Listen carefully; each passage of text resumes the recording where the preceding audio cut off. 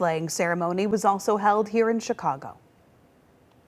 God bless America, land that I love, stand beside. The service in Grant Park was held at the monument for Major General John Alexander Logan, a Civil War commander from Illinois. He created Memorial Day from what was originally called Decoration Day.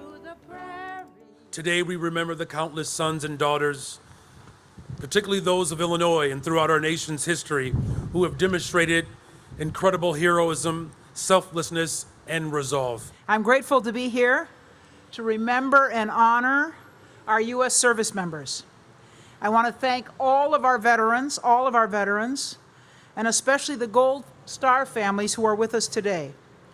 You carry the burden of heartache and loss for a parent, a sibling, a child, or a friend, and we pay our respects to you today. Wreaths were laid for every branch of military service and to honor various organizations that support them. Well, Memorial Day is significant at Rose Hill Cemetery in Chicago, which is the final resting place for at least one veteran from every war in U.S. history. And WGN's Sean Lewis has more on how they are being honored. Good evening. There are more than 200,000 people buried here at Rose Hill Cemetery. Several hundred of them are fallen U.S. service members, and today is about honoring them. And many chose today and this ceremony and parade to teach a lesson to the younger generation. It's not far, just a few city blocks. Everyone loves a parade. Many young faces and young feet marching in a parade to honor those who they've never met.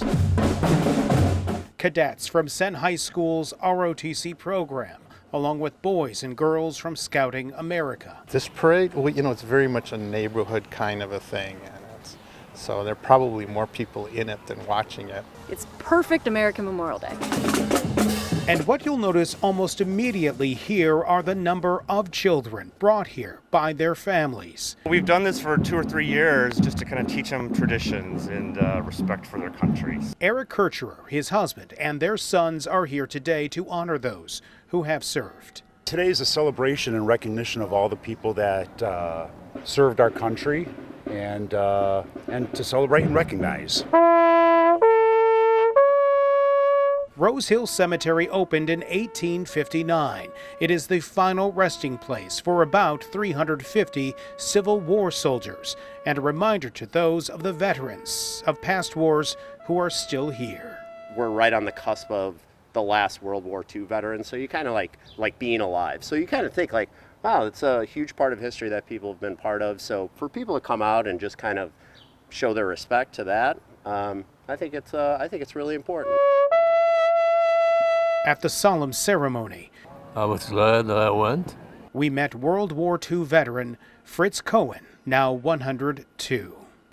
I've never regretted anything. And so I would do it again. With the blast of a Civil War era cannon on this cool, overcast Memorial Day, it is a reminder of why they are here. I think that one of the most important things is that we are a free country, but freedom isn't free. Some people go to war to keep us free. I think it's important that they know that they understand that, and that they owe the country something. And as one of the speakers put it today during the ceremony, in a time of big political divisiveness in this country, it is nice on a day like today to see people of all political stripes coming together to honor those who have served. On the far north side at Rose Hill Cemetery, Sean Lewis, WGN News.